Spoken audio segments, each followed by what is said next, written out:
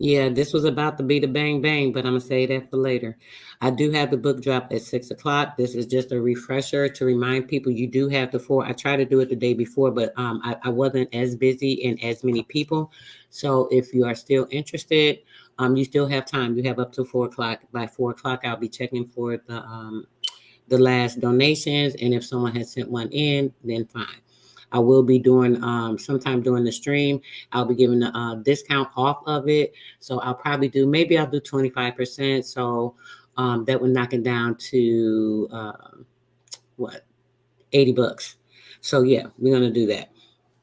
I might do that. I may do that, guys. It depends on the timing because I'm trying to do a few things. So I wanted you guys to see a couple of video. This is going to be quick. I'll be talking in between it because I want to explain some things. This will actually go into the build that will be after the book drop. Yes, Oshan, check your email. You should have gotten your invitation already in your with the information. So please double check. If not, put your email in here, and then I'll make sure that I try to send it again. I did send it in a group with a group email to everyone that signed up. So if you don't have it, double check and let me know, babe. Put your email in the chat and I'll resend it. Okay, so basically, guys, I'm gonna do a quick review on some very important information. I want you guys to pay attention to this, right? Um, this information will kind of go into the build that will be after the book drop. So I will have a informational build after the book drop, and this will kind of play into that. So I want you guys to just see some information, and we'll discuss it a little bit as we go along. So you'll kind of see the gist of where I'm coming from. I think this is kind of low. Let me turn this up a little bit. I hope that's better. All right, guys, let's go ahead and get right into it. We're going to start with this little watch party. A couple of quick videos. This particular video is the boarding schools. Right now, check this out. These are the boarding schools that were for the oh my gosh, I can't think off the top of my head right now. They say it's the first. It was one of the first. Okay, let me say that.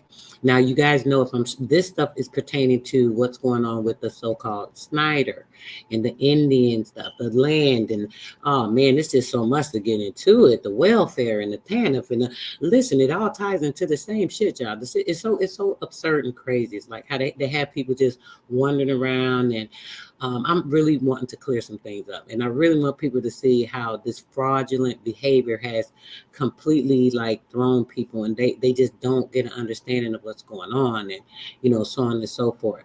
So there are certain tribes or what have you that have been incorporated, as we know, the 5 tribes. But see, what they do is use certain things to confuse you, so you don't know what's going on. But we're going to break some things down that I just happened to notice when I was watching the video.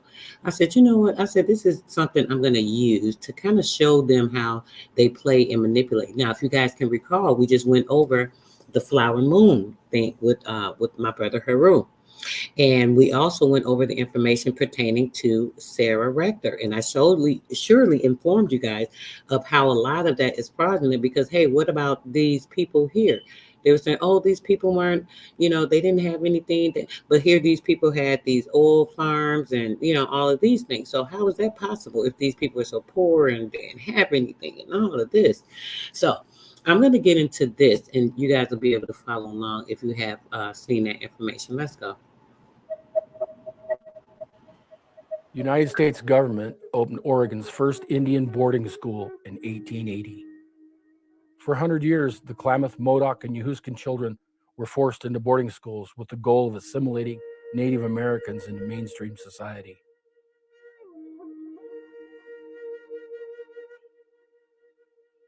The federal government forcefully took Indian children away from their families, tribes, and reservations in order to completely disconnect them from their culture and traditional ways of life. This led to generational trauma that can still be seen in Native communities today. I was 8 years old. We drove on to Albany and we pulled up in front of this huge home, and my brother and I were both excited because they brought the suitcases out too, and they said, wow, maybe we're going to get to spend the night in this big house. Mom and Grandpa took us up, and one of the nuns took my hand and one of the nuns took my brother's hand, and Mom and Grandpa turned around, went down the stairs, never looked back, and my brother started crying. and screaming, and down he went, said, "Shut up by the hair, and into the door." He was really emotional, and it took 3 or 4 slaps to shut him up and set him down. And that was a welcome to St. Mary's Academy in Albany. So it was traumatic to no end. Upon arriving at the boarding schools, Native children had their hair cut, traditional clothing removed, and were punished for speaking their language or practicing their traditional ceremonies. You spoke their language, they got in trouble, and there was this room. Well, actually, it was more like a closet that they put them in. She said it was just big enough for them to stand in. And they had to be in there hours on end without anything to eat, drink, restroom breaks, or anything until school felt they learned their lesson. And she told me, you don't want to learn that lesson, and it's better that you don't even learn our culture, because all it'll do is get you in trouble. Our first grade teacher, Sister Grace, she was great. I loved her. Third and fourth grade teacher, Sister Veronica, she was a hitter. She pulled hair. She had a 12-inch ruler, the little metal thing on the end that she loved to hit you with. And I remember her slapping my brother in the face because he was a crier. And she slapped him. She'd break his glasses. She pulled his hair. And all I could do was sit because you did not dare make a noise. Once an Indian child was in boarding school, only the government could determine when they would be discharged. It was just before Christmas, and nothing had changed. And Sister Felicitas was on my brother, slapping him, had him on his knees, praying and slapping him at the same time. And he got a bloody nose, and I lost it. I jumped on her back, and she went down like a ton. The nuns wanted them to take us to jail. And whoever was in charge of the policeman came up and said, "You are to take these 12-year-old kids back." And they took us down and put us on a train, and we were gone.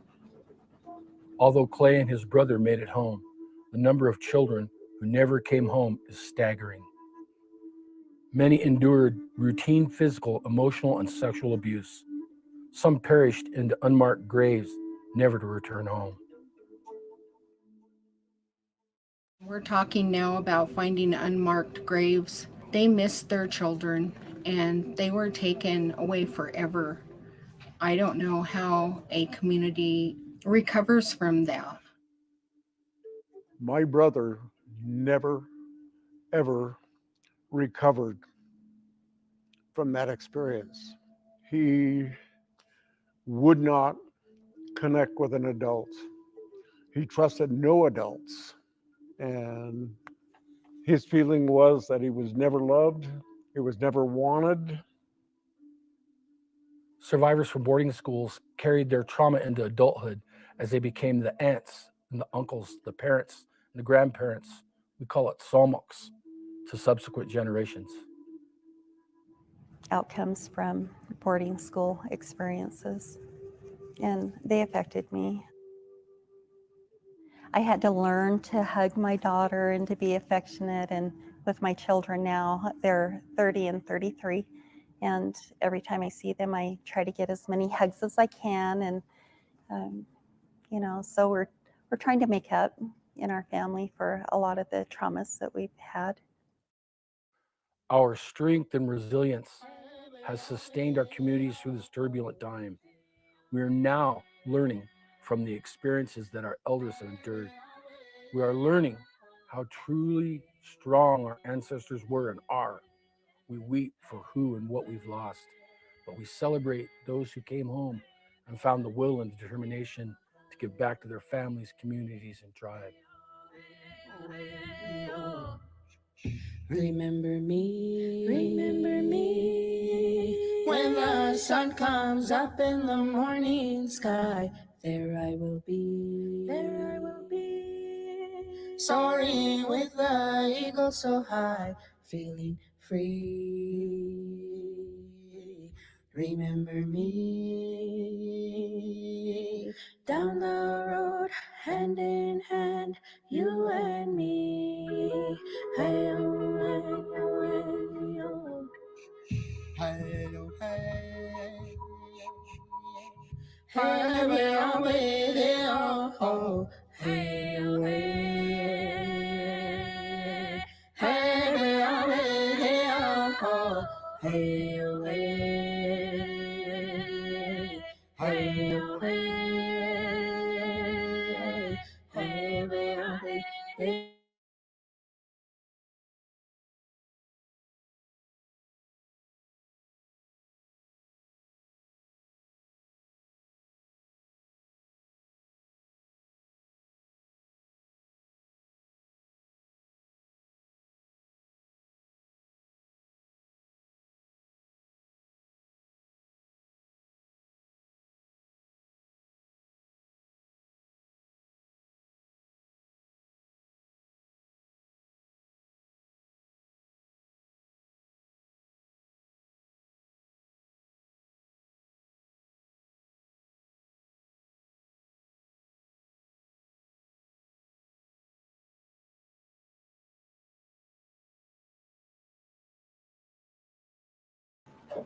Yeah, that was crazy how it just threw me out of there and shit. I was trying to switch it. Like, like, hold on, guys. Let's get to the next video real quick.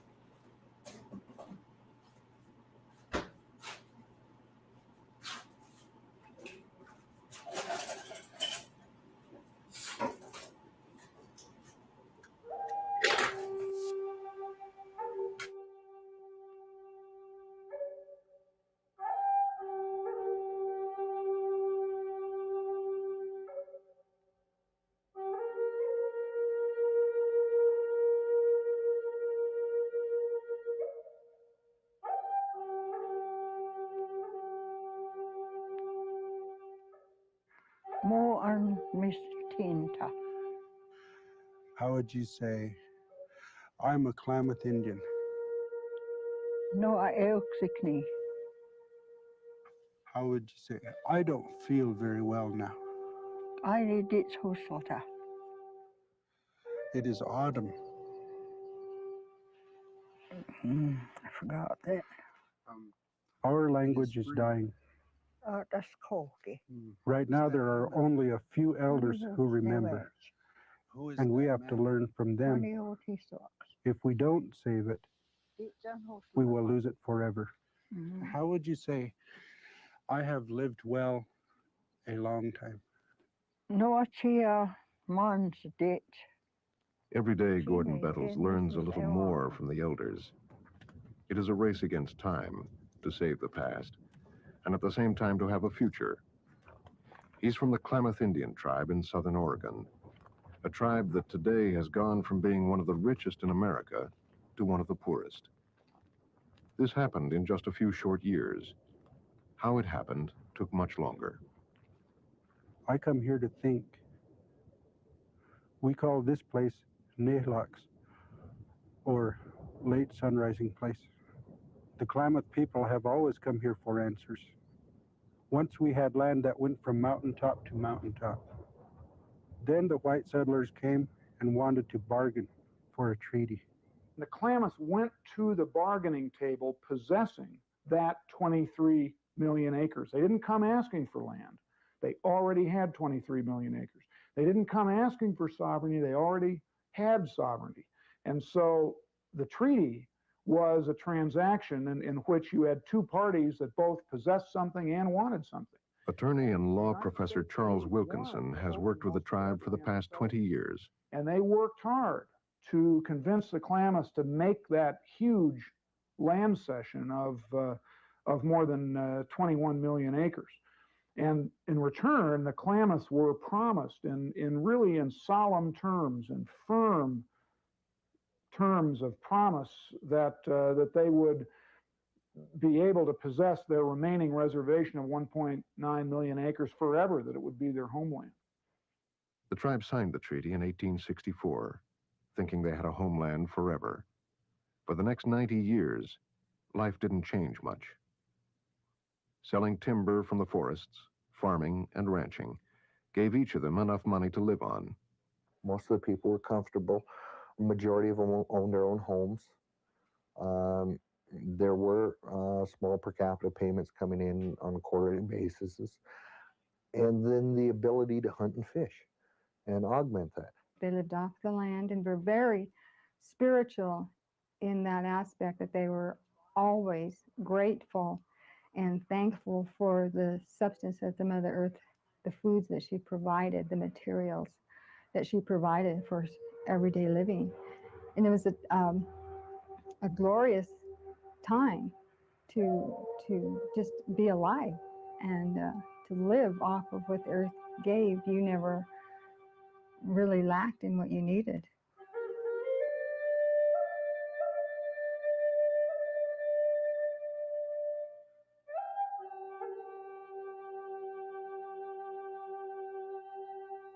We had a good amount of, they call them suckers, call them chwam in Klamath.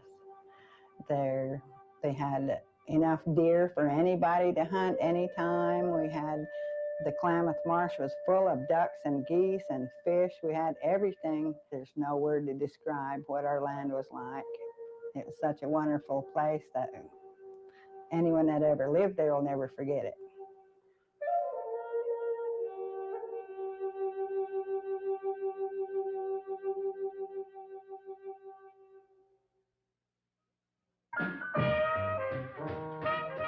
The end of World War II brought a new attitude to America. The long period of hardship was over. Eisenhower and Nixon, no more war, and the American dream.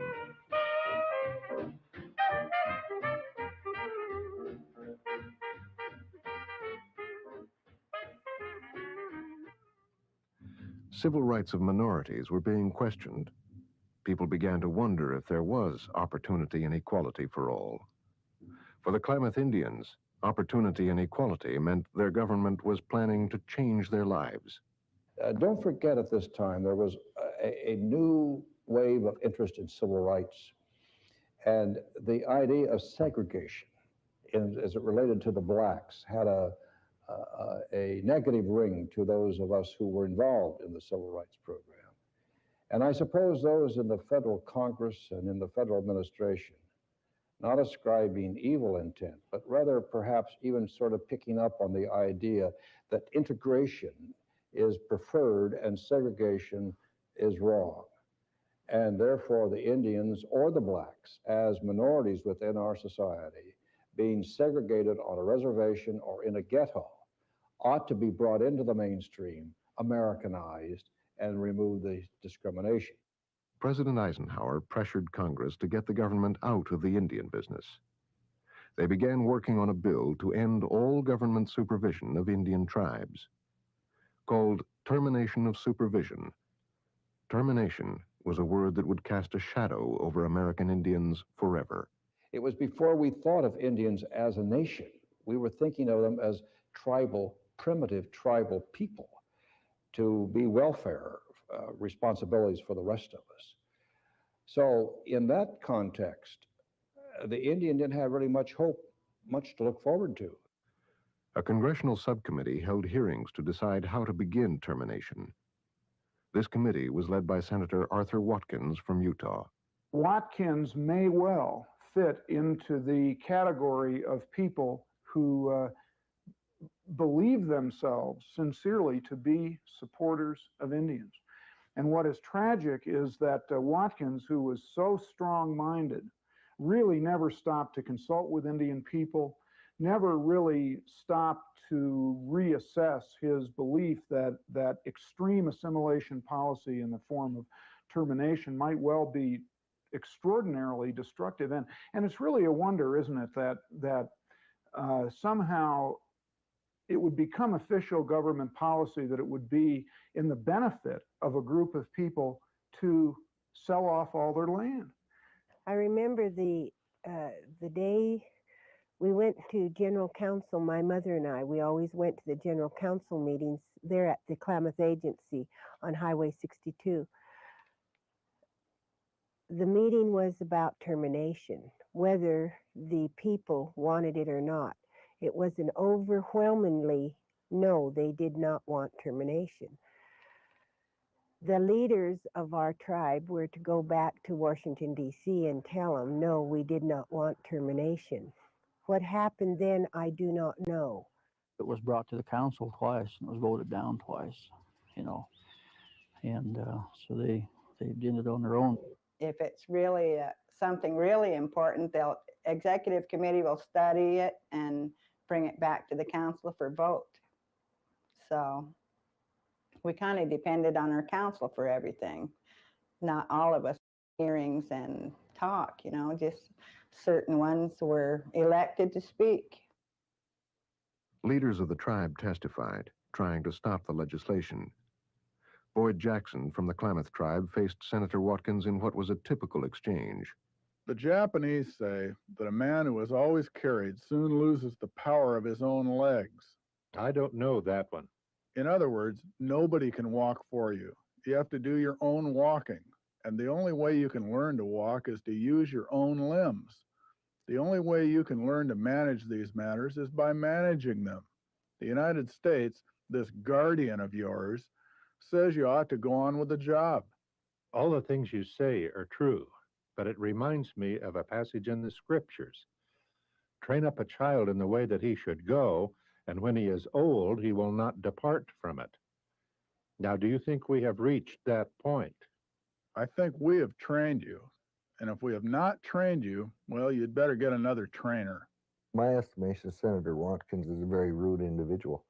When I look at what his statements were, depending on what side of the fence you were on, of course.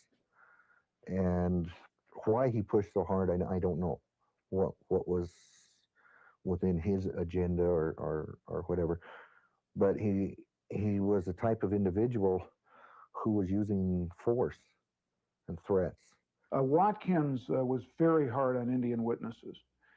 And there are two explanations for that. One is that he may have been a person who was doing evil and knew he was doing evil and was just browbeating witnesses for that reason, and he did browbeat them. On the other hand, it may be that he was an impatient man who thought he knew right and thought that other people were misguided. Efforts of tribal delegates to prevent or at least delay passage of the termination bill failed. And in August of 1954, Public Law 587, calling for termination of the Klamath tribe, became law.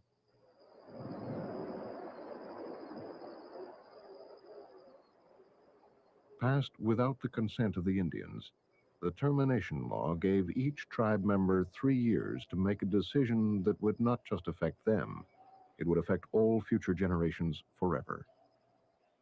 There is no question that the Klamath people were mightily confused by the choices that were presented to them. And the Klamaths were given a choice on whether they wanted to receive a cash payment for their land or to become remaining members, whatever that meant. There was no mechanism for the tribe to be able to remain together as an Indian tribe, no mechanism for tribal members to be able to receive land rather than cash.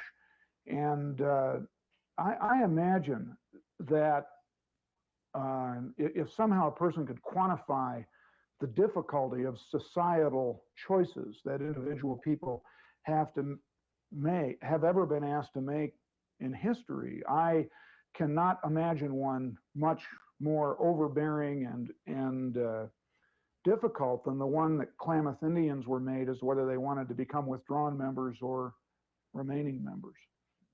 We couldn't understand it very well. See, I'm not educated like the rest of these young people are. I quit school during war years and never did go back to school. But what I could understand, I knew it wasn't very good. Said it would be end of the supervision of the government then. So we had one section of the tribe that remained and the other could withdraw, receive their money and withdraw. That's the way it was. My grandfolks was there, or my grandfather, and he decided that we all should withdraw, and he would remain, him and my grandmother. So that's what went on. But as I said, nobody really understood what went on. I remember there was a lot of visiting going on in different families. We would gather and we would go to different ranches and have big meetings, family meetings on this, and it was pretty emotional. I mean, for the older people, younger kids didn't understand it. We didn't understand what was going to happen to the land. Viewpoint's crew, producer-director Frank Opera, cameraman Raleigh Dobson and I found the election to be the center of the current of doubt and conflict brought on by terminations and its efforts.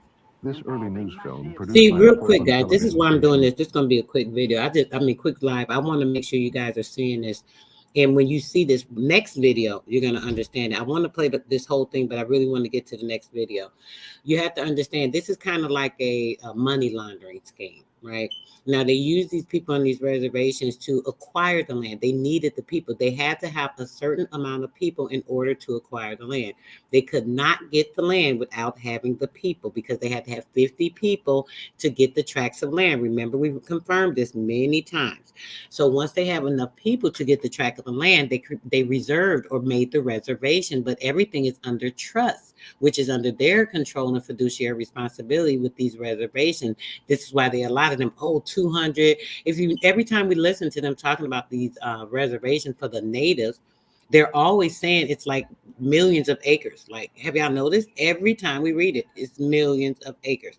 Now, what's going on is, when they reserve the land, they are reserving the nation, correct? The nation of what? The United States government, because these people are indentured and indigenous to the United States government corporation. They are indigenous to the court. So now, because they are indigenous to the court, they are signed or assigned under them, under their wardship. With them being under the wardship, they are the rulers over them. They have the control. The government is the father, the papa of them, the papal side of everything that pertains to the law, in organizing the construction of the Bureau of Land Management offices, in having these tracts of land set up under these particular treaties that they have signed, they said, correct?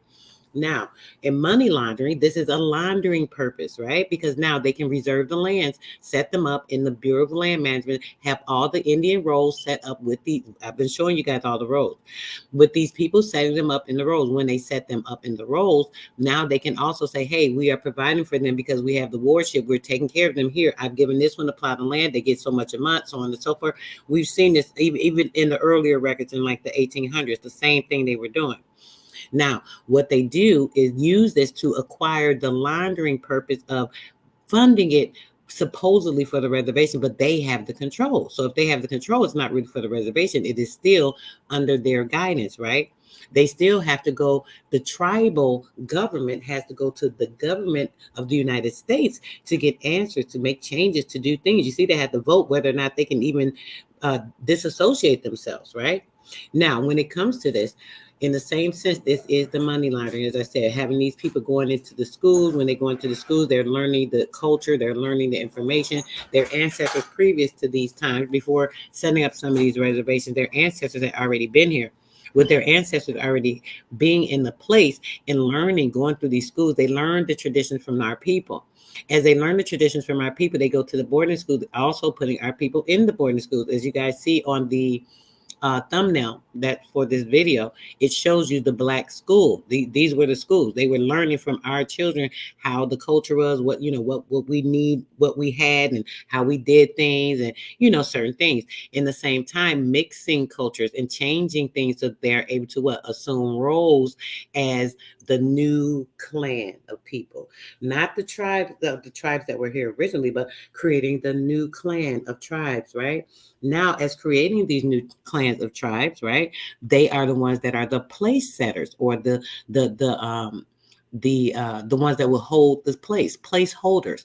So now the placeholders were the reservations and the nations, and also coming in with the plantations, bringing the homesteaders in, so on and so forth, to assume the land. Because when bringing these foreigners in to assume the tract of land, they had a couple of things to do: either marry the woman off, or either come in and take the land the same way they were by getting a tract with having 50 or more people coming in as a nation, a mini nation, so on and so forth.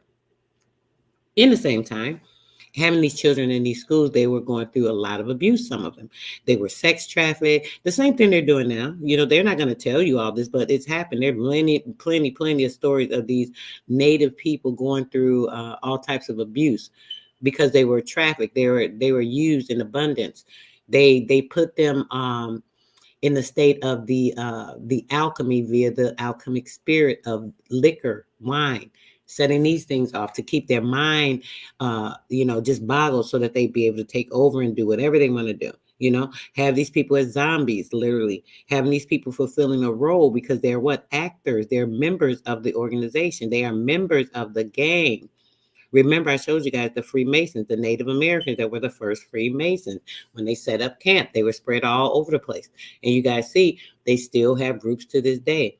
They are part of the organization. So in the same sense, they are a part of the plot and the plan. They know, some of them don't know.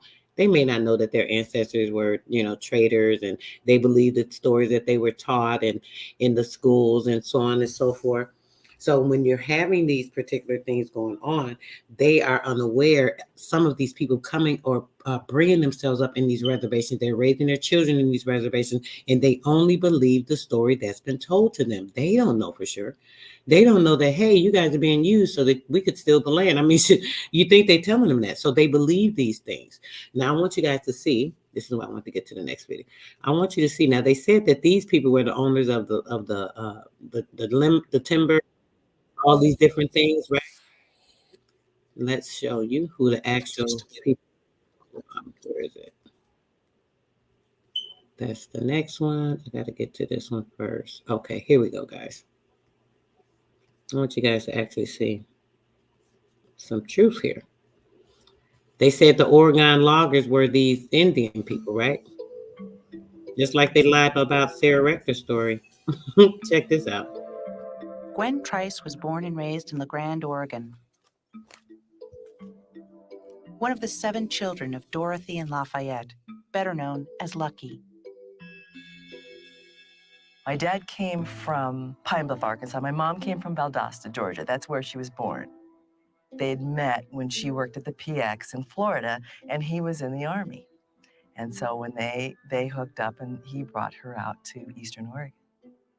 Lucky was much older than his wife and had been living in Oregon since long before World War II. I remember hearing a story when I was a little girl. He was changing his clothes, and I saw this big scar on his shoulder. And I said, well, Dad, what happened there? And he said, oh, I was in a logging accident. And I remember looking at it and tracing my hand over it and thinking, wow, that must have hurt. But he never really elaborated on his lifestyle or what he did back then. Over the last few years, I discovered that my father got here in a boxcar. He traveled here when he was 26 years old with his father, and they came here to be railroad loggers. Lucky Trice had come to nearby Wallowa County to live and work in a small logging community, long since gone, called Maxville.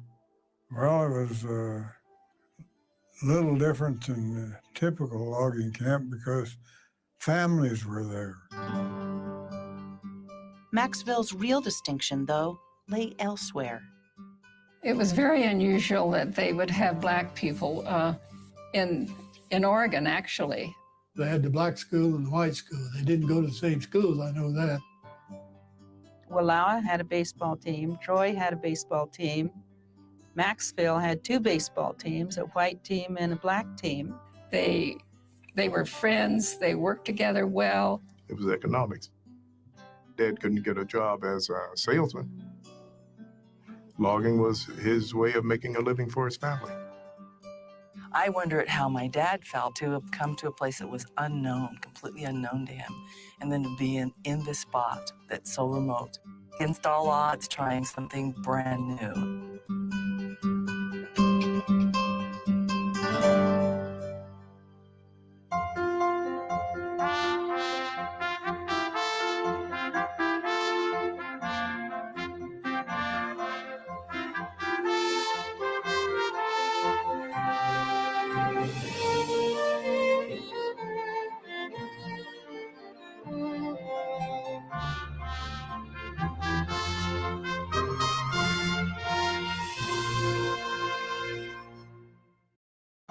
Funding for Oregon Experience is provided by the James F. and Marion L. Miller Foundation, the Ann and Bill Swindell's Charitable Trust, the Oregon Cultural Trust, and from viewers like you. Thank you. My dad, to me, as a little kid, was 10 feet tall, and everyone knew him. His name was Lucky. Lucky Trice owned a succession of small businesses. He commanded the local American Legion post. He was an active conservationist and an avid outdoorsman. I was raised on elk and venison and pheasant and crappie that my dad would fish for. And he just plain loved to fish. The vacation was we'd take the kids and he'd fish. Lucky broke new ground for African Americans in an almost all-white part of the state. But he never told Gwen much about his early years. He was 56 when I was born. He had had this life that I knew nothing about. I think probably the best years were really like first grade or second grade. And I think that was before I really kind of knew that there was a difference between me and the other kids that I grew up with. For the most part, I had some really great friends, but some parents said, well, you can't play with her because she's black. As soon as I got out of high school, I figured I would go and find out what my future would be in the city. After high school, Gwen moved to Seattle, where she lived and worked for nearly 30 years. I thought I would never leave that town. I thought that that was going to be the place I would find my answers. But what I realized is I felt like I really didn't quite fit in.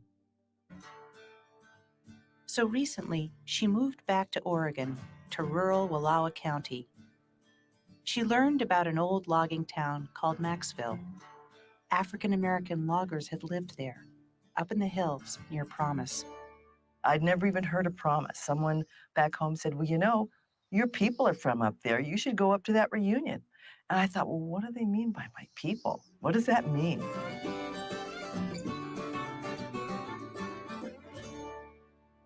Wallowa County was not discovered by the homesteaders until about 1870.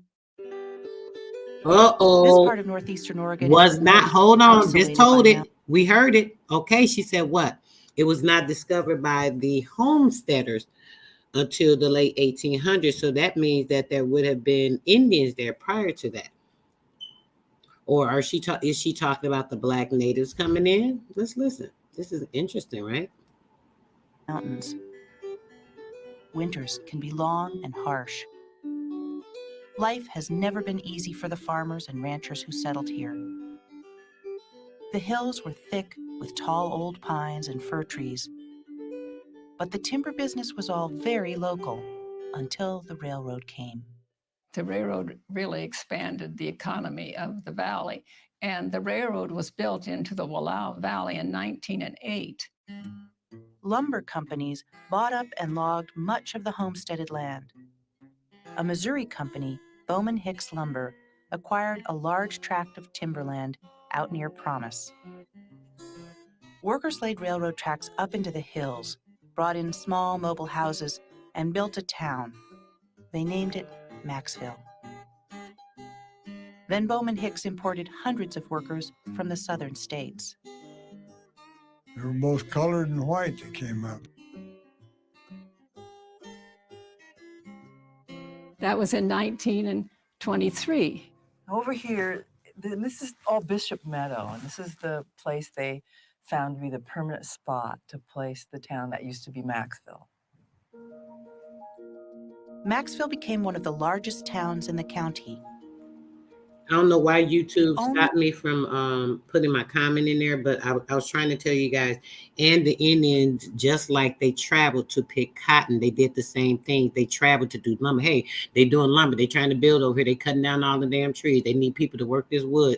Okay, I'm about to go down there so I can travel. So yes, they were traveling, just like they were doing for the cotton. I showed you guys. They tried to, oh yeah, those cotton picking slaves. They was hustling. They was hustling income. What are you talking about? Stop playing with us. Let's go. Only African Americans in the county lived here, some 50 or 60 at one time. Their children attended Oregon's only segregated school.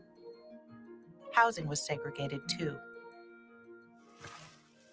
The African Americans, they all stayed on this side of the track. And then the majority of the town of Maxville was back over here in this part. Yet in the woods, the black loggers felled trees side by side with the white. Here's the thing is, they worked it out. They worked it out without having to, for the most part, do bodily harm to one another. You needed to work side by side with that man because he may save your life. Maxville is a unique but poorly documented chapter in Oregon history. And this is where Lucky Trice and his father, two skilled Arkansas loggers, first traveled out west to work some 80 years ago. I am just now beginning to understand how they came to be here. But there's a group of people that still exist that know the story. Promise existed before Maxville, and it endured years longer. Promise people still gather here at the Old Grange for an annual reunion. These are the people who best remember Maxville, and this is the community where Maxville made its mark. So Gwen began to talk with them on videotape about those old days. And she asked about Maxville, which had sprung up in their midst.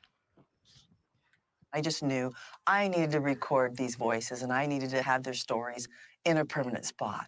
And so I just started talking and asking questions and visiting people.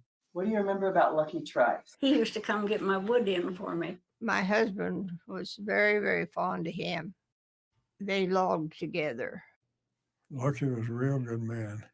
If things were bubbling over, he kind of kept the lid on them. A snag fell over and hit my husband on the back, cut his back up, but didn't break anything. And Lucky picked him up and packed him. I don't know, ran with him quite a ways because to get him where they could take him to the doctor.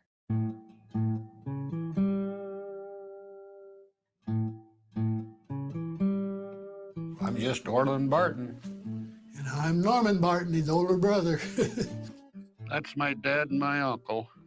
They came all the way from Fayetteville, West Virginia to cut logs here. I was happy about living in Promise. Hell, that was the happiest time of my life. Well, there's a lot of things to do. Hunt. Hunt mushrooms or whatever. Go fishing. Chase rattlesnakes and whatever else. Back then, in those days, nobody knew what a no trespassing sign was. Everybody helped everybody.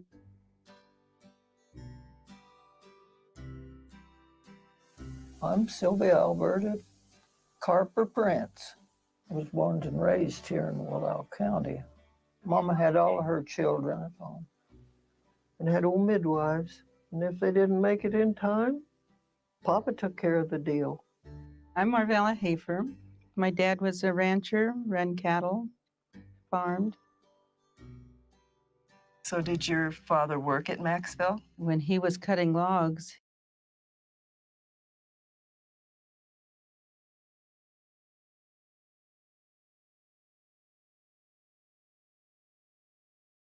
I don't really care too much about their story. I just want you guys to see that they cannot hide that. They try to act like, oh, they were the ones there. Y'all see that most of the people that were working on those farms were Indians, some were probably black natives, but most of them were Indians working side by side with them because they were logging, doing the same thing as like the cotton, getting their money. Like, seriously.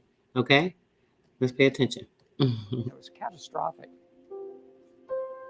I saw the water, and it was like a wall of water. It was just a pretty bad fight just to stay afloat. 2 babies and my wife. Vanport was the largest single wartime housing project in the country. We've had floods, but they haven't wiped out entire cities. It actually changed this entire state for people of color. This place should never be forgotten. Never be forgotten.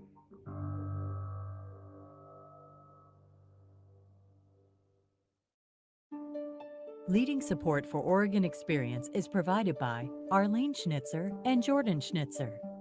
Major support provided by the Oregon Cultural Trust, the Clark Foundation. Support for Vanport is provided by Steve and Marilyn Kerman, the contributing members of OPB, and viewers like you. Thank you. Oh, the flood. That's what people know. The end of the city, but not what the city was and what it did.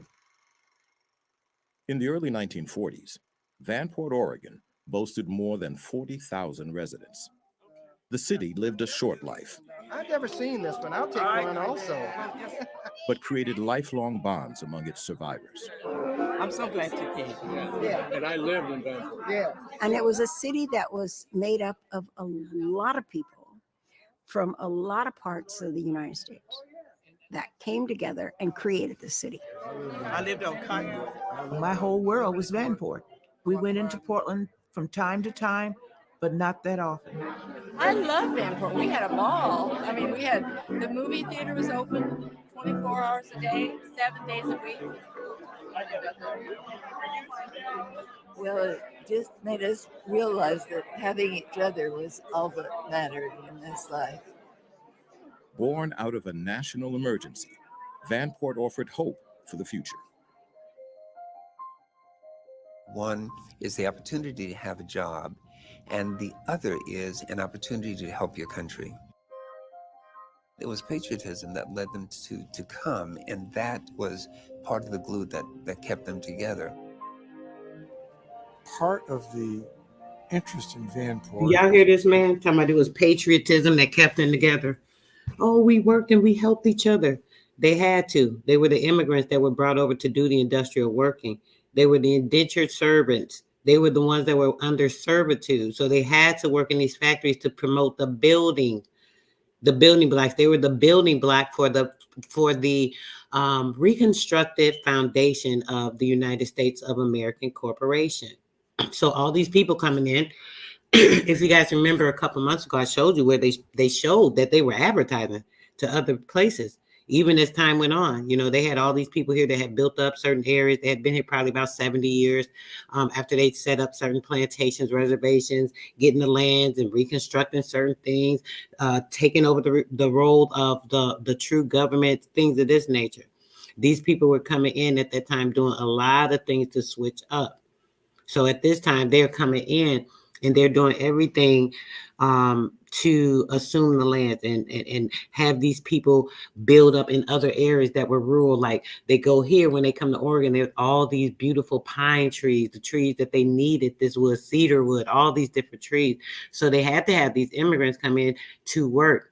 A lot of them were old criminals. Some of them were not. Some just were poor and they wanted to come so they can make a living for their family, send money back. So they had all these servitude people, but they're acting like it's something a little different. Just make sure we stay focused as we know what happened. Looking back at that and they're saying, whoa, what happened? Where did all that go? And how did it all begin? Portland was definitely not Portlandia in the 1930s. So it was a very conservative city in a conservative state. And the whole tone of the city was kind of, don't rock the boat. We don't want it to change very much. Everybody liked Bonneville Dam because they knew that was going to be important for the economy, but there was a lot of kind of reluctance to be involved in New Deal programs. The New Deal. In 1937, the U.S. government made funds available for low-cost housing. The USHA will lend a local authority up to 90% of the cost of a project. Remaining funds are borrowed. And most cities said, hey, federal money, housing, we can use it. Let's sign up. All they needed to do was to create a housing authority to accept the money. San Francisco did, Seattle did, Los Angeles did. Portland was the only big West Coast city to refuse to create a commission. And the arguments were it was socialistic, it would be unfair competition with property owners, with landlords, it would lower property values in general. So it was a fear of kind of the economic competition that might come from public housing. And it just didn't seem American to people in Portland.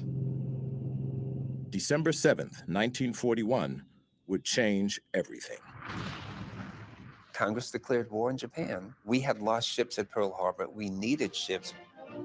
And here is one of the miracle men of United States shipbuilding, Henry J. Kaiser. Nationally known industrialist Henry J. Kaiser was already building cargo ships for the British before the U.S. entered the war. He knew he could do it, and he knew he could do it fast. So when he set his mind to do something, he was just absolutely driven. Here is America's answer. It can be done. Yes, sis. All this is created. Remember the Indian housing, which, you know, they have HUD, they have Section 8, and they also have Section 3, which is the Indian housing, Section 3. All of this is created from the trust. All of this I talked to you guys about before with the New Deal. When Roosevelt came in with the New Deal, they had many of immigrants. All of this is promoted because they had so many immigrants in New York City. They were living in the buildings. Whole families were rolling up cigars and getting paid $1 a day. So Roosevelt came in and proposed a New Deal to assume the trust, because this is where the money came from, the trust funding. And now they were assuming these roles with other people, bringing them in and creating these new projects, housing and development and Medicaid and children and family services, WIC, all these things created out of the trust funds. Let's go.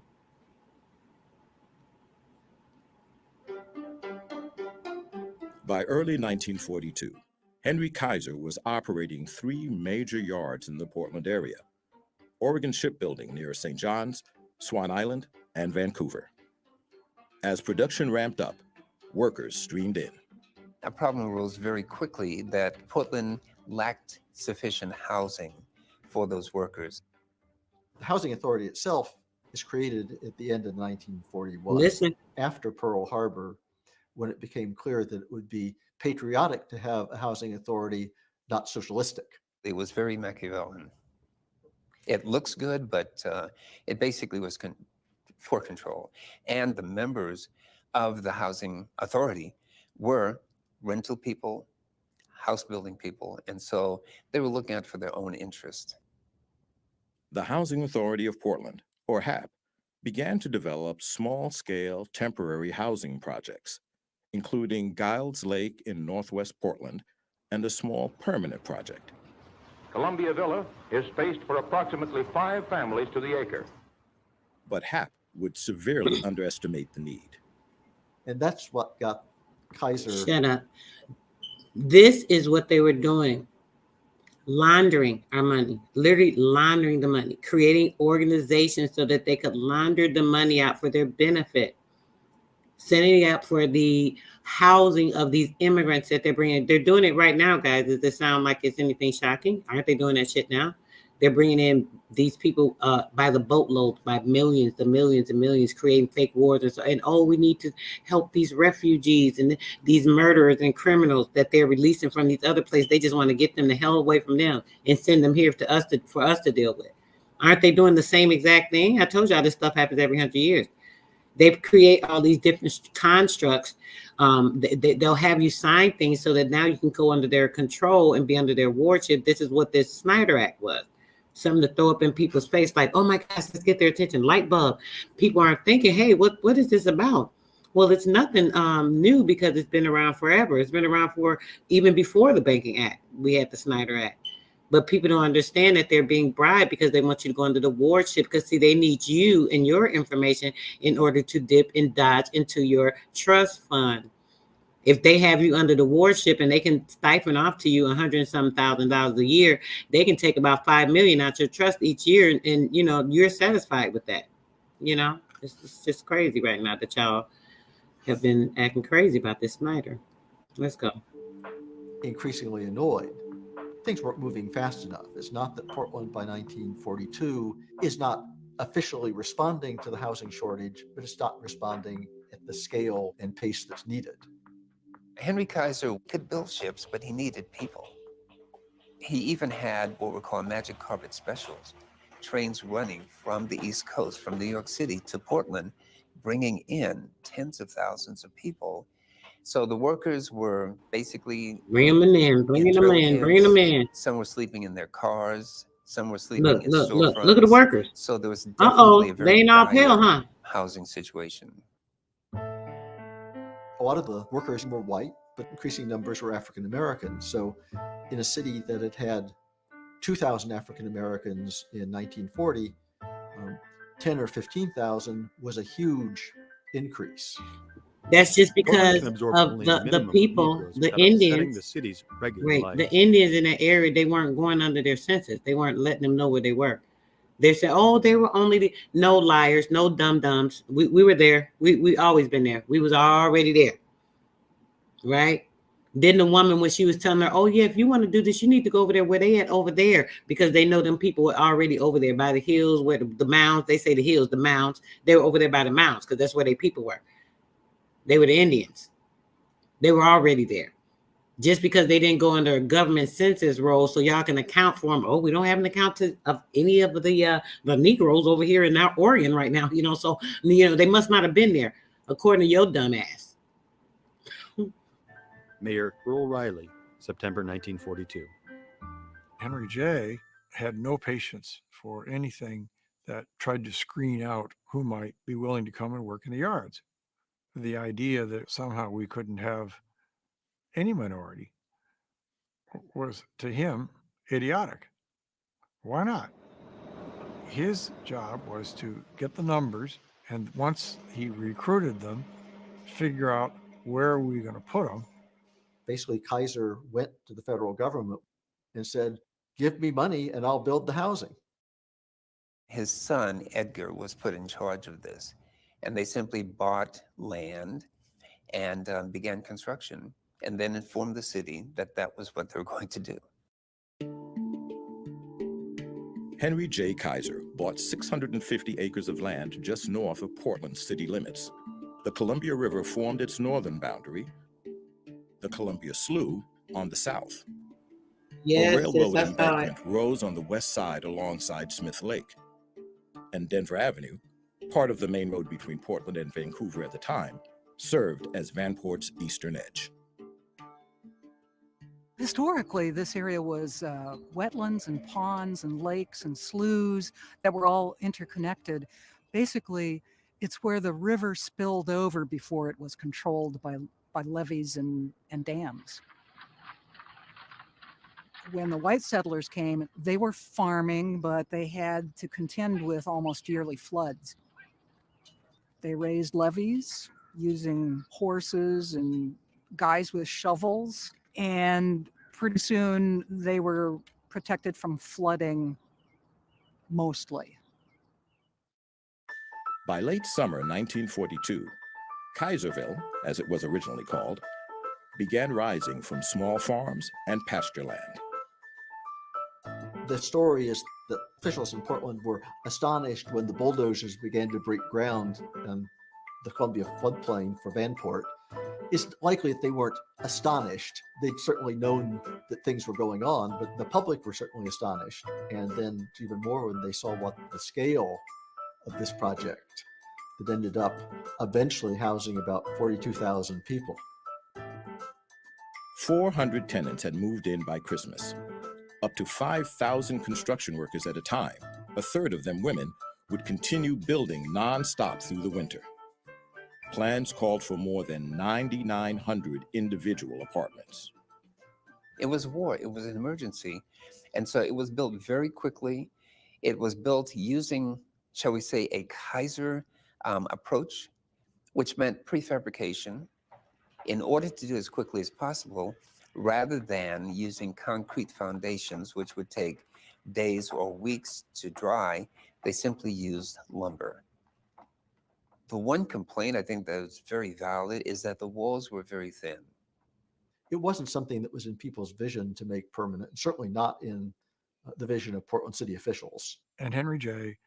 was singularly focused on saying, we're going to build this construction project. We're going to make it as safe as we can. We're going to control our costs as best we can, and we're going to meet our deadlines. In August 1943, Portland declared the $26 million project officially complete, and the celebration was big. Portland General Electric commissioned impressionistic paintings saluting life in Oregon's modern new city. And Vanport USA was making news for innovative and efficient designs. Vanport was lauded by a lot of national magazines. It was called the Miracle City. And it was one of those, Kaiser does it again. Shipyard workers from every state in the Union were now calling Vanport home. Well, my family is originally from Oklahoma, Stidham, Oklahoma. In 1942, my aunt and uncle told my dad and mom to come to Oregon because there was work for my dad. He was a carpenter. So he loaded up 8 kids and a pregnant wife and drove all the way from Oklahoma to Oregon. We originally came from Topeka, Kansas, and it was during the war. We lived in Humboldt, Texas, and my dad came out to the West Coast first, and then he sent for my mom and I, and that was in June of 1944. My mom and dad were from Arkansas, and my dad was recruited by Mr. Kaiser. Someone had sent a flyer. My family's from Birmingham, Alabama, and we ended up here in Vanport because my father came out in 1943. Lived on the South Dakota in the Sioux Indian Reservation, and that's where I was born. Dad decided to go out to Oregon to work in the shipyard, and Mom did too. That's Billy, my foster mother. Well, the story I heard was that my father looked at a map and said, how far can I get from New York City and still be in the United States? My foster mother. So that lets us know what? She was one of the orphan children, right? Remember, this is a timeline right after the orphan children were brought in. A lot of them were brought in so they could be workers. That's why the Child Labor Acts went into effect, because they were using the children as labor, right? So these people coming in to assume the land and take roles, they were able to have these orphans that would be placeholders as well. So if you're a family, if they needed 50 people to assume a particular land mass or area for a plantation or reservation, if there were couples of people, so if there was a husband and a wife, and if they took on 3 orphans, now there's 5 of them. They only need 10 families to do the same, right? Very simple, easy way to take up these tracts of land. Which at that time was only 48 states. And Portland was it. Have you ever heard of the country western song of the 70s called Okie from Muskogee? That's me.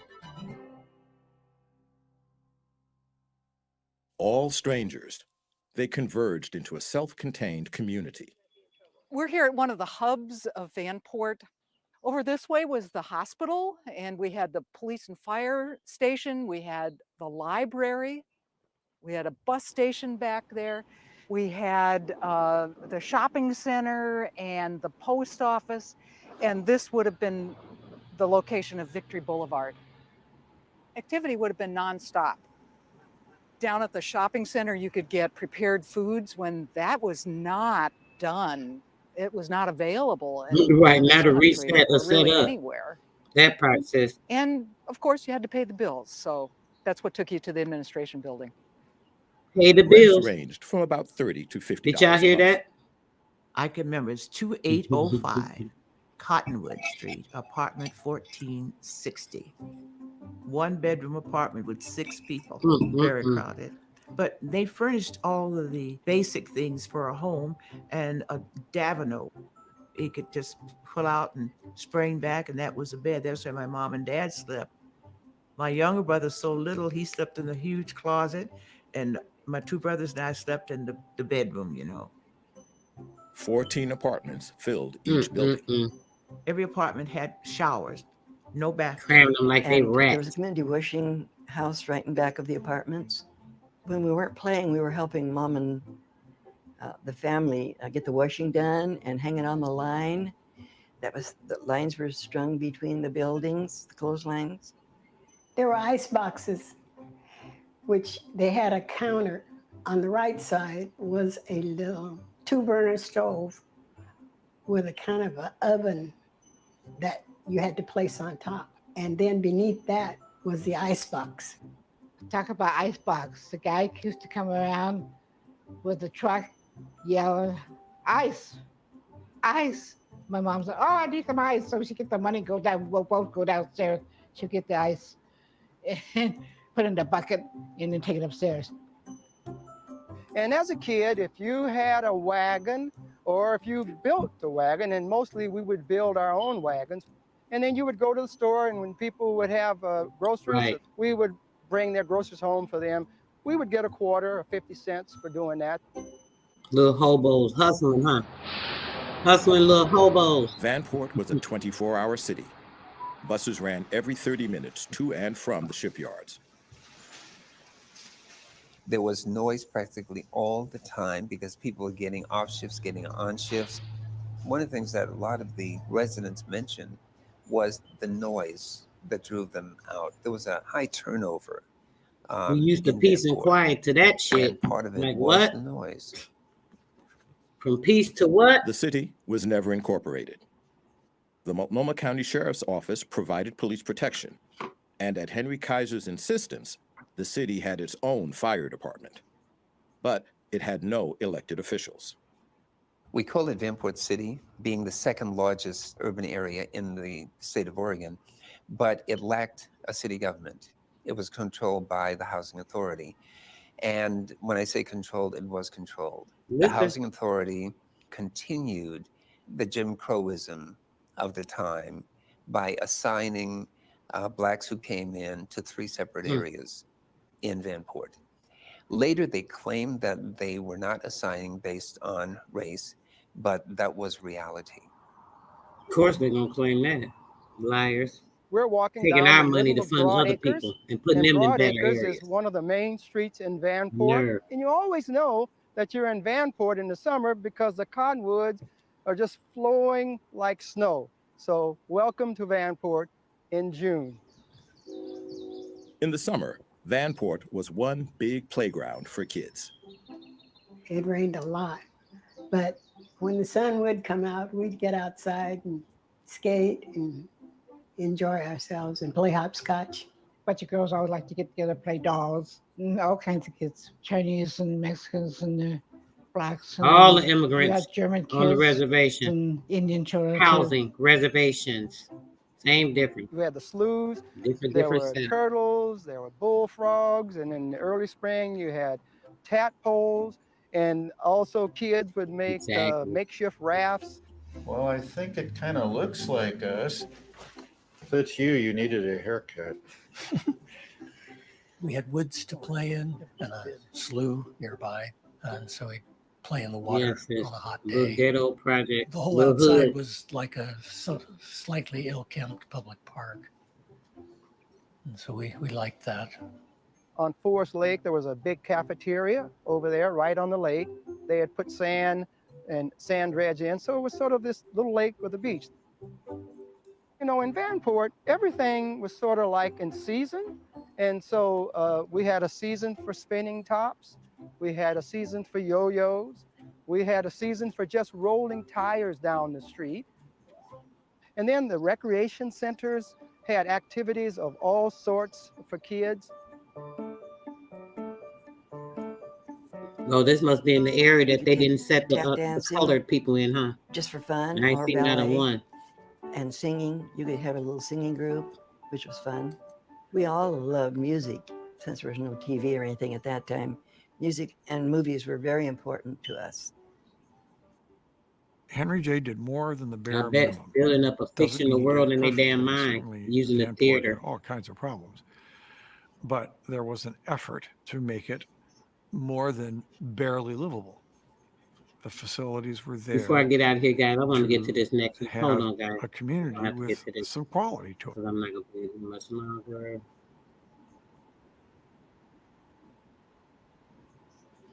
All right, let's get into this story about the Modoc Wars, talking about these. Let's just listen. When a handful of Modoc Indian men, Modoc women, and Indians. children stunned the nation by holding up Guys, the power of the U.S. Army.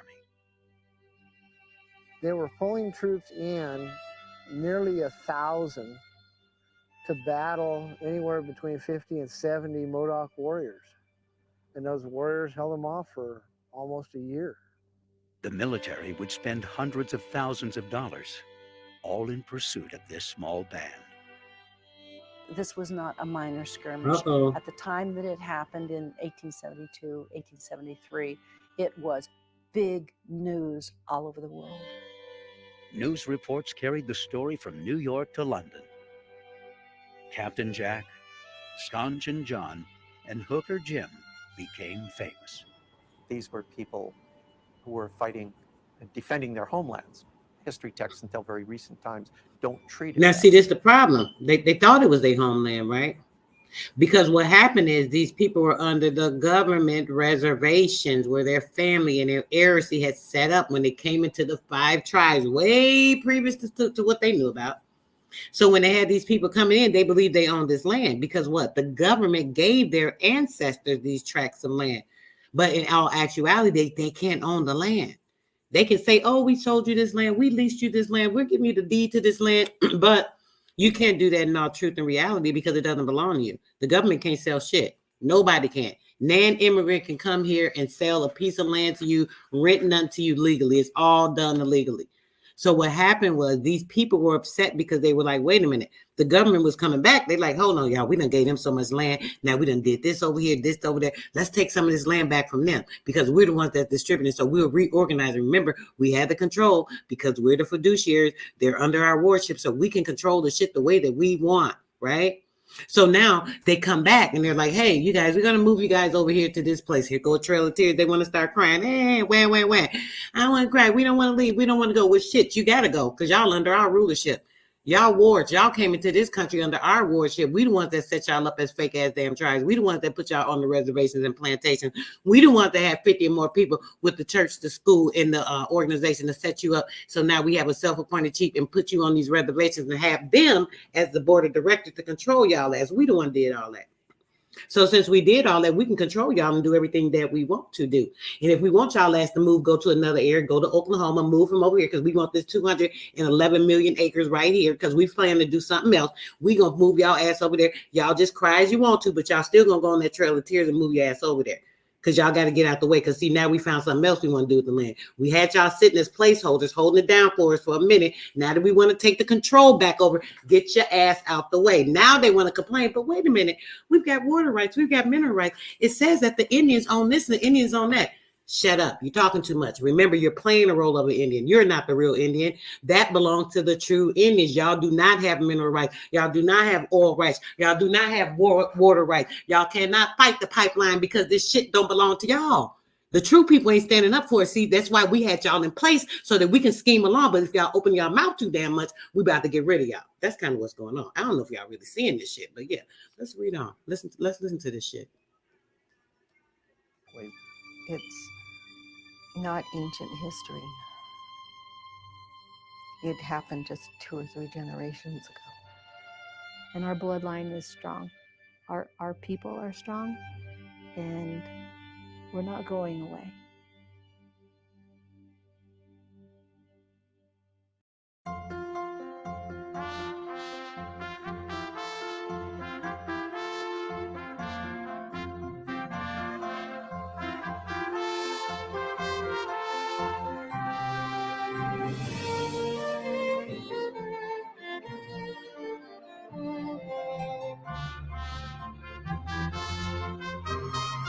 1952, a man We're passing through areas that were already occupied by people.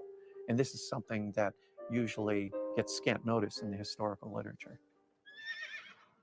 As the frontier expanded, Native Americans and newcomers clashed. Tales of massacres, both real and imagined, alarmed It's, and it's outraged amazing how flocks dark them trekking in damn the pale ass hostile land. pale ass natives is. They said the natives. They didn't say the Indians. They said the natives. But damn, look at them. I want y'all to notice how dark these pale old these they're not pale, but look at these Indians by these pale people. Next to the pale people, look at the Indians. Next to the pale people. Let's go. The border, Modoc Indians had a fierce reputation. Fierce reputation. In 1852, a man known throughout Northern California as the Indian fighter of Now the look at her sun, skin. Ben Wright, Look at him. made the Look at this. decision to exterminate as many Modocs as he could find. Quaker. Look at the Quaker. By most accounts, Wright had come west to mine gold. Now, mind you, I want y'all to look at something. Y'all see this Quaker with these dreadlocks? I want to point Accounts, something else Wright had out. come Yeah, west hold to on. mine gold. But the California legislature would pay him to hunt Indians. Damn, did I go After up too far? reports that I think I Modocs did. attacked a Let me wagon see. train, Wright rallied a posse of miners from Wairika and led the men to Modoc territory. Northern They got plenty of pictures. Where's the pictures of the real Indians? There you go. Hold on. Look at this picture. Now y'all see him. Y'all see his hair, right? Look at the hair. Y'all see dreads. Y'all see these dreads. Look at the nose. Look at the lips. This is what I call a black native. I want you guys to understand that this is a pale freaking native, one of the black Quaker Jesuits. Look at him. Look at his hair. Look at his face. This is not a regular pale skin. This is a passing for white black native. Remember the atlas said that the black natives, that I call them black natives, they didn't say black natives, but they said that the Jesuit Quakers, they came in and a lot of them had the pale skin. Some even had the blonde hair and some of them had gray eyes, green eyes, blue eyes. They had the light colored eyes, but they were all Africans. Look at this African. This is the African, guys. This is an African. All right, let's go. As he could find. By most accounts, Wright had come west to mine gold. That's right. But the California legislature would pay him to hunt Indians. After reports that Modocs attacked a wagon train, Wright rallied a posse of miners from Wairika and led the men to Modoc territory. A lot of the so-called Northern Jews California are the black miners natives, sis. were We don't read. notoriously ruthless, I'm and they have no scruples about shooting and killing Indians. There were many Modoc camps in the region. Ben Wright picked one. He said he They wanted say to y'all say curls, not dreads. But what do they look like today? If you see a pale person, I'm talking about a pure pale person. If you see a pale person with dreads, what do they look like? One of y'all hop up that's saying that. I want to see what y'all have to say on that. Because I'm looking like, look, T said it's big curls too, like the Jews. But the Jews are what? The Jesuits. Those are what? They were black Jesuits as well. Remember, and we read. Do you guys remember that we read in the book? Remember, we read in the Atlas, guys. It told you that they were Etruscan Moors that were passing as whites. Can somebody put a 1 in the chat if y'all remember? I hope y'all ain't forgot that from 2 weeks ago. Like seriously. I really want y'all to understand this because this is like I'm not saying y'all wrong. I definitely want to hear your opinion. I'm not saying y'all wrong. But from what I understand about these Jesuits that came in through Canada, the ones that were coming in and marrying the Indian women and leaving them in the woods, taking over their tracts of land, remember? They said that they were pale with blonde hair, some of them, and the light eyes and all of that, right? Master Green, you want to come up and say anything about it? Definitely, please feel free to. I dropped the link. You know, definitely. I'm open. I don't think I'm right about everything. I'm telling y'all what I think, you know, based off what I'm looking at and based off information that I know and we have read for ourselves, right? So from the information that we read, it said that these black natives were pale. And from the information we know, a lot of them were the Quakers, the pioneers, the frontiersmen, right? So with these particular people, he looked to me like he was some type of Melungeon or something. Like he didn't look pale to me. Let me go back again. I'm gonna look. This is at 4 minutes. Okay, let's see. Where is this picture? Okay. Now look. On a picture, obviously the picture is black and white, so he looks white. But if you're looking at the thickness even of the hair and the curls, this is not like a Jerry curl or anything. This is like a thick. Dang, I wish I could zoom in. Because see, I'm looking at it, and I'm looking at it. It looks just like the dreads. It looks just like the dreads that they get now. When you see one of the pale people today, and they get they have the dreads in their hair, it looks just like this. It just don't be neat. They be kind of raggedy, they be falling. But yeah, his hair looks a little thicker than a normal pale face. But that's just my opinion. You guys could be absolutely right, and I could be wrong about that. He could just be a normal JEW. Only a handful But yeah, of that's just a Indians thought. survived.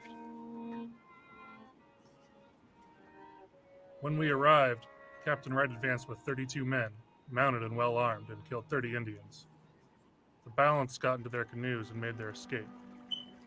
Captain Charles McDermott, 1852. Yeah, Black and Etruscan. Yes, it comes to represent a much larger story about the encounters between settlers and Indians. That it's violent, that it's sort of fraught with political betrayal. Y'all seen it? Yes, thank you, sis. I hope y'all seen it. Indians are also that's just a thought, but I the believe that. duplicity of settlers. The whites treated Ben Wright as a hero. The Modoc people would never forget the Ben Wright massacre. The whites treated him as a hero. Y'all heard that? Thank goodness for my mom and my dad and my family, because when I was younger, I didn't. Look like Shirley tip about the head. You ain't lying. He did. Modoc descendant Taylor David tracks the tribe's genealogy. So this is me, Taylor Tupper David. My dad is Rayson Tupper. My mom is Cheryl. So that makes Wynema Toby Riddle. Yeah. Yes, sis, exactly. Great grandmother. Toby That's Riddle, right, also sis. known as The Wynema, Melungeons. is remembered for her role in the Modocs' war with the United States Army. Right, to get tangled up. She was just one of many Modocs Yeah. living in a time of hardship and change. These were good, kind, caring people fighting for their way of life, just to live. Their struggle once had the world enthralled, but many times the stories have been wrong, based on exaggeration and Yes. bias. Even first-hand reports and official government records are often full of inaccuracies, brother. and there are few accounts from the Indians themselves. These were people who were voiceless in the past. They didn't leave documented records. They didn't write their own histories. They didn't tell their own stories. Peace, my brother. The first recorded outside contact with the Modocs dates to the 1820s, when fur trappers made their way south from Fort Vancouver. The Vancouver. Remember what we more- read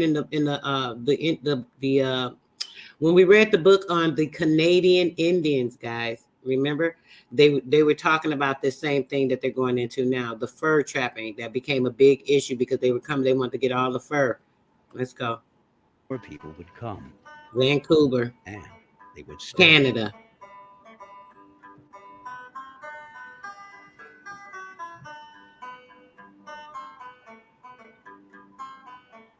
By 1863, the U.S. government set up a military fort in the region to protect the settlers from the local tribes and to establish a claim to the land.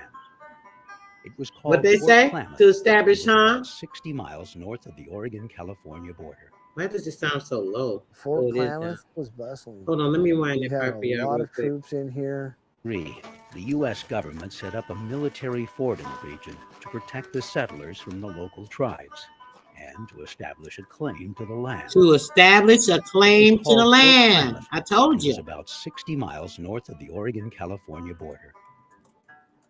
Fort Klamath was bustling. You had a lot of troops in here. They had a hotel here. They had their own theater here, barber shops, blacksmith shops, several blacksmith shops. At its height, Fort Klamath housed 2,000 men, both Civil War veterans and new recruits. You have an incredible militarization of the West following the Civil War. They were It sure also they had becomes some housing. just basically a place to stick soldiers that you don't have anything to do with. So they have a lot of free time. We had nothing else to do Alfred but Meacham was kill the next Oregon set of Indians, superintendent huh? of Indian Affairs. His duties brought him to the fort, where he found some soldiers taking advantage of the nearby Indians, stealing their wives and horses, and spending too much time drinking. The United States Army is sometimes disgraced by bad men in high office. Fort Klamath was unfortunate in being sometimes under command of officers who dishonored the uniform they wore. Alcoholics, getting drunk, waiting on when they're going to go slaughter the next The fort band of was built in Indians. Klamath Indian homeland, but several tribes lived in the region, each made up of small scattered bands. Established a The claim. bands interacted, Yep. but lived Crazy. separately with their own leaders. In 1864, some of those leaders signed a treaty with the U.S. government, But y'all agreeing had to give up authority to most do of their that shit. lands and live together on a reservation. That's why y'all was sent off on the These trail were later. most usually not negotiations between equals. The whole notion was to have Indians sign treaties and to cede They just sitting large on their acreages of little land got to their the little government. teepees and where your reservation of land at? Where's y'all castles at? Where's y'all shit at? I'm confused. Like, it's so many hills and mounds and everything around there. Why ain't y'all like set up around any of these places? Why have y'all had to wait for the government to give y'all teepees, tracts of land, this, and that for y'all to be set up when y'all ancestors been here for thousands of umpteen years? And why is that? And why would they be able to come in and reconstruct all these places if you guys are set up in tents and this is how you live, and this is how you've always lived on these particular reservations? And what about all the giant castles? Why don't you guys? I'm just wondering. Let's go. In the United States. The government, busy with the Civil Right, War, no homes, no buildings. Like, where's everything at, guys? didn't Like, fully ratify what the treaty happened? for years, but it still expected Well, the Indians to give up their lands and move to the new reservation. give up their land. So the Oh, reservation sure, we're brings gonna these just people give up together our who land. are now It makes so much sense to me, right? Yes, why not just give up my land? I'll give up all the land of my ancestors, everything that we had that they've had for umpteen thousands of years. And even though it's always been in our family, and this is the tract of land that we've been tilling for centuries upon centuries, but I'm gonna give it up and go where y'all tell us to go because y'all said go. Why would I do that? The only reason I would do that is if you have rulership over me. How do you have rulership over me if I have the whole rulership of the land? Even if we fighting, even if we tussling, we got all these Indian wars going on, people getting killed, people getting slaughtered, scalps getting taken. Shit, there's so many damn Indians on the damn land. How did y'all do all this?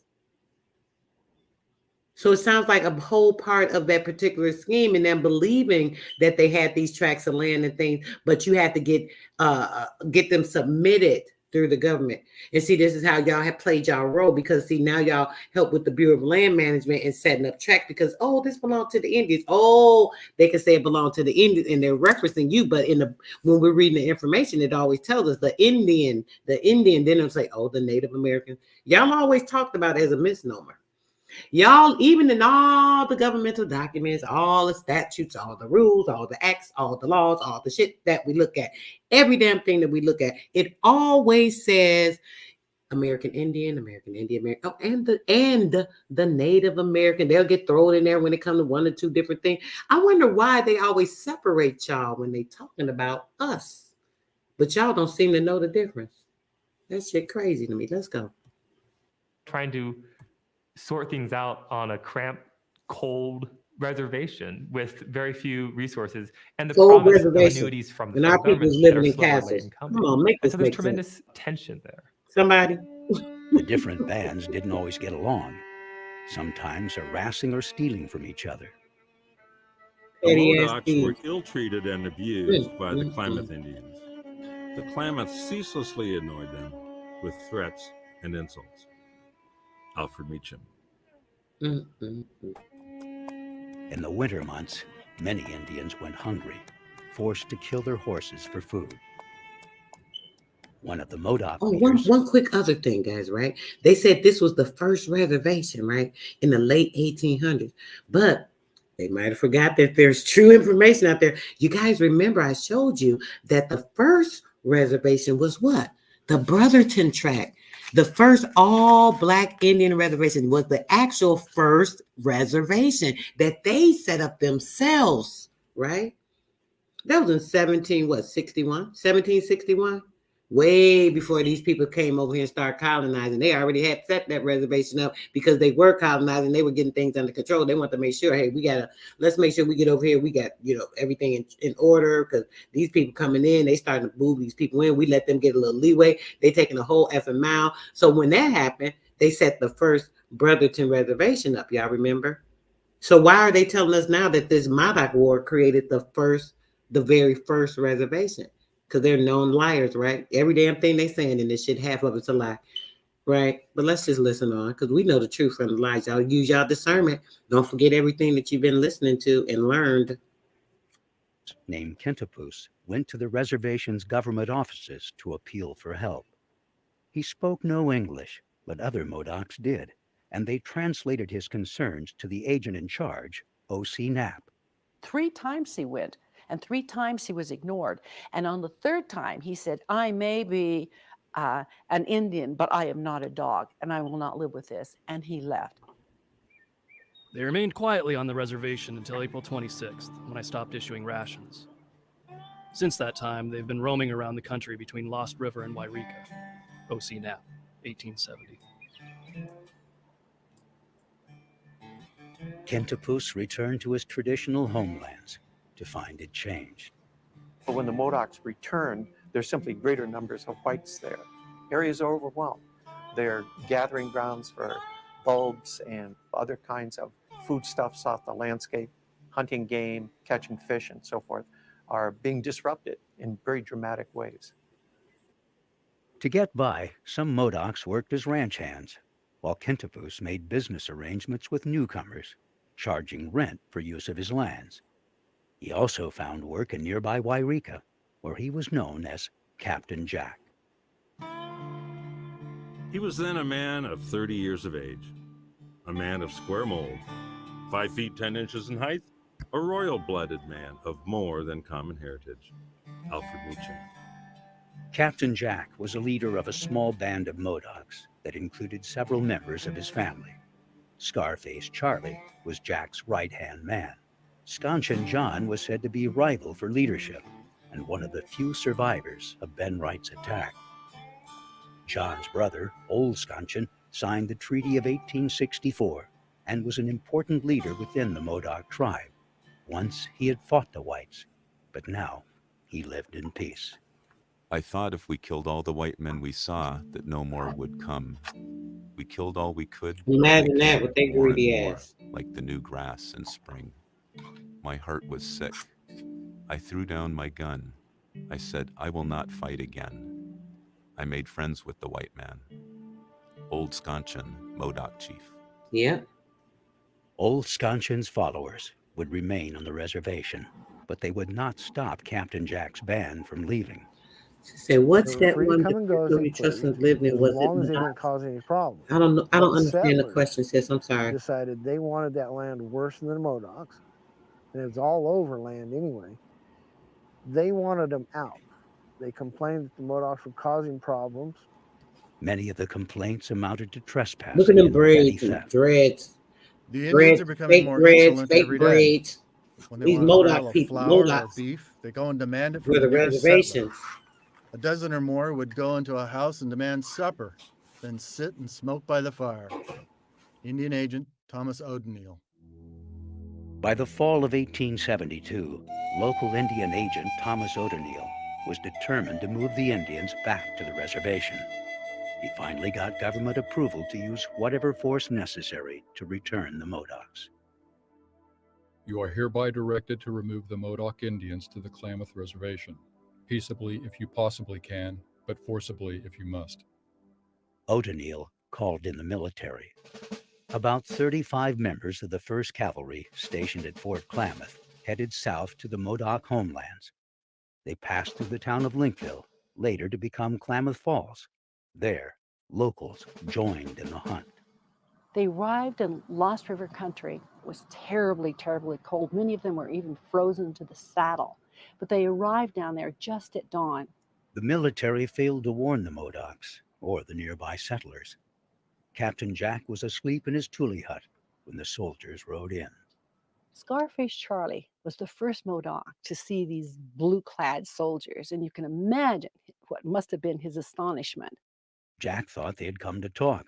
He stayed in his hut, expecting the officers to join him, as they had in the past. Instead, the soldiers tried to arrest the Modocs and demanded their weapons. Scarface Charlie held his ground. Scarface Charlie and a Lieutenant Botel faced each other. They both drew their weapons. They both fired. And they both missed. Both sides began shooting. And suddenly, unexpectedly, a war was on. The Lost River battle, which happened as a result, should never have happened. It was not government authorized. It was a total disaster. A disaster for the Army and eventually for the Modocs too. Captain Jack's people ran for their canoes, making their way south to the safety of an ancient lava flow.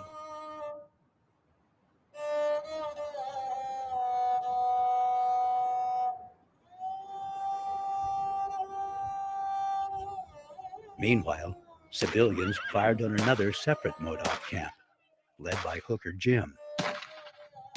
Reports of the dead varied. At least one Modoc warrior, a woman and a child were killed, possibly more. The militia, the volunteers, are undisciplined. They have no sense of what they're doing except they want to kill the people they're after. Hooker Jim and his men went on a rampage, killing more than a dozen settlers in the area. One settler got her boy into the cabin along with a younger son, and she said, "Fire at will." She took her home, and with bags of flour, she made it into a fort. And she and her children held off the Modocs. And it was 3 days before anybody came to their rescue. A very brave woman. Oh, she was so brave. When it was all over, Hooker Jim's band joined up with Captain Jack in the lava fields. Soon, other Modocs began arriving, and Jack had a small but determined fighting force, many in their teens and early 20s. In all, about 55 men and their families.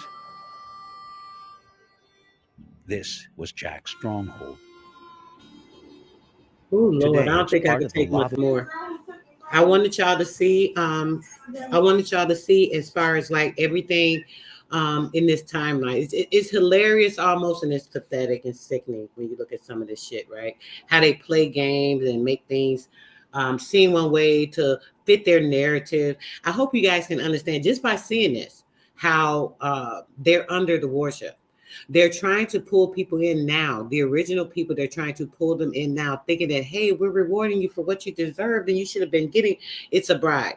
They're trying to pull our people in so they can go under wardship. And once they go under the wardship, again, they still have the fiduciary responsibility over you. You have no control. If they decide to change it, 135 is too much, we'll go down to 90. 90 a year is good enough. That's what you got to take now because you've signed up for this shit. Like literally, they're playing games with people. They do this every 100 years. Like nothing's new. Nothing new under the sun. I know you've heard that many times before. Don't let these people keep playing with you. Okay? Y'all only got like what, today the 31st, tomorrow literally is the first 2 weeks. In 2 weeks, I'm going to be doing the class. It will be $500. It was $400 at first. A few people, you're charging too low, but I can't really just try to like go way up on the price just because other people charging, $5,000, $3,000, $2,000. I just don't do that. But I do have to have compensation for my time. And some people don't even understand or appreciate that. The shit be crazy to me. You win or you lose. I'm like, maybe I should start charging what everybody else charges. Then I can get, I could take my time and say if so many people don't complain, that's fine because I've gotten enough to take care of what I need to and still be able to sufficiently feed the people for free. But I choose to say, no, let me just make sure I'm keeping it at a reasonable amount. So at least I know my time is being compensated and then there's complaints there. So yeah, I don't know what to do. So I did decide to go to 5 only because that's I think that's a little more than what the trust is generally, and plus going through this application, the whole process, giving additional documentation. Some of those documents are going to be given out today. in the book drop, so people can start reading and understanding and studying up on it. I'm definitely going to hook everybody up. It's a smaller group. It's the smallest group I've had for a book drop, and I'll be able to pay a little more attention. So I will be dropping some extra items other than the things that you've already received as we're going through the lesson today. So peace, love, and bliss to everybody. I really, really, really appreciate you guys coming in. Make sure you are tuning into truth and, not foundational lies that people continue to construct to make us believe that we are nothing. We come from nothing when every damn thing is ours. Everything that everybody got comes from you. If it weren't for you, they wouldn't have nothing. Like literally, it's just so crazy. It's just so crazy. So yeah. She says, I've seen this before in last. Okay, crazy. Says it's just crazy, real crazy. Appreciate it, Miss Tanya Parker. Oh, this Miss Parker, I gotta call you. Oh my gosh, I can call you today too. I'm definitely about to call you if this is a Miss Parker. I think it is, because I need to reach out to you today, and I forgot that now I'm able to. But yeah, guys. So what we need to do? Oh, hold on, sis. Sis, come on up, sis. I don't know. I think you're trying to come up, so I'll wait a second, give you a chance to get back up. I don't know if we kicked you out or what, but. I'm going on TikTok talk later too, guys. That broadcast that I had for this evening, I actually may change to tomorrow morning because it's a lot of information. I already feel tired. This is crazy. I'm feeling a little drained. I've been up early. I was up late last night, got up early, couldn't go back to sleep. I felt fine a little while ago, but now I'm getting a little tired. So I know after the build. Oh, okay. You can sis, I can't wait. Yes, sis. Oh, it's gonna be fire, sis. It's gonna be more intimate too, because it's only like how many people? I don't even remember now offhand, but I know it's a handful of people that came in. This is going to be a small one, so it will be intimate and nice, and we're gonna go over some good stuff. So I want to make sure I reserve my energy for that. So yeah, I may change that bill to tomorrow, guys. That's for this evening. Make sure you guys are tuning in for that. It's going to be definitely very, very, very important. This plays a small role into what that build is going to go lead into. I was going to add this into it, but I didn't want to have to show all these videos for the time limit. So that was good to get this out. So tomorrow we'll definitely be going over that. If I don't feel up to it later, if I feel up to it, even if I'm tired, but I'm not sleepy, I may still do it. But I kind of like to have my attention and focus because I get to reading crazy, words getting mixed up in my head, so it's the West. I was thinking that, sis, because I'm like, why am I so tired? I know, I was up, but dang, I shouldn't be this tired. I just feel like drained.